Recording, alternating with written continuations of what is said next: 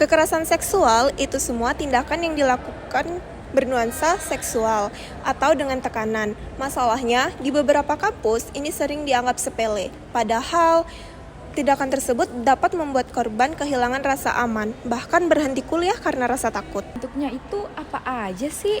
Bentuknya itu ada 3 kategori besar. Yang pertama ada ucapan. Ucapan bisa berupa komentar dengan nada seksual. Dan yang kedua ada tindakan fisik. Tindakan fisik bisa berupa sentuhan yang tidak diinginkan. Dan yang terakhir atau yang ketiga disebut dengan pelecehan digital. Pelecehan digital bisa melalui pesan dengan mengirim gambar yang tidak diizinkan. Berarti nggak harus ekstrim dulu ya baru disebut pelecehan seksual. Betul, sesuatu yang membuat korban gak nyaman dan melanggar batas itu dinamakan kekerasan seksual. Kampus rawan dengan relasi kuasa, contohnya seperti jabatan, posisi organisasi, dan senioritas. Hal itu yang bikin korban jadi takut untuk mengungkapkan kebenaran. Jadi, kekerasan seksual ini semakin membesar. Walaupun ini dianggap sebagai hal yang kecil, tapi dampaknya ternyata besar banget loh. Kekerasan seksual sekarang juga pindah ke dunia digital. Nah, benar, mulai dari mengirimkan chat bernada seksual, mengirimkan konten tanpa izin, dan bahkan penyebaran foto sendiri. Nah, perlu diketahui bahwa itu termasuk kekerasan ya teman-teman, bahkan bisa menyebar lebih cepat dan berdampak lebih lama.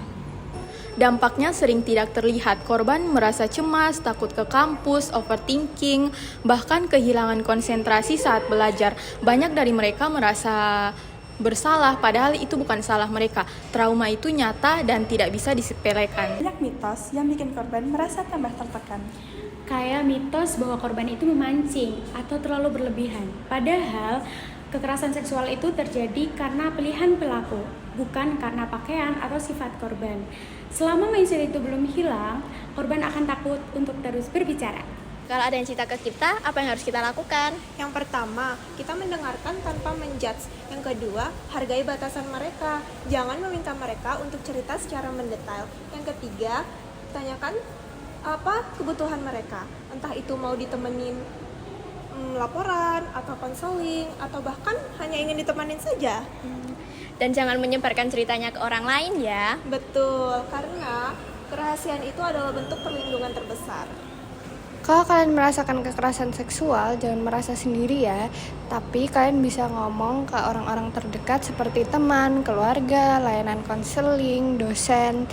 Dan juga kalau masalahnya terlalu berat, kalian bisa ngomong ke polisi. Kita harus sadar bahwa kekerasan seksual bukan cuma masalah individu. Itu masalah sistem dan budaya yang harus diubah. Kita bisa mulai dari hal sederhana seperti mempercayai korban dan tidak menyalahkan mereka. Kita juga harus berani menegur perilaku yang melanggar batas. Agar kampus menjadi ruang aman, bukan ruang takut. Korban kekerasan seksual berhak untuk dilindungi. Mari kita lawan kekerasan seksual bersama.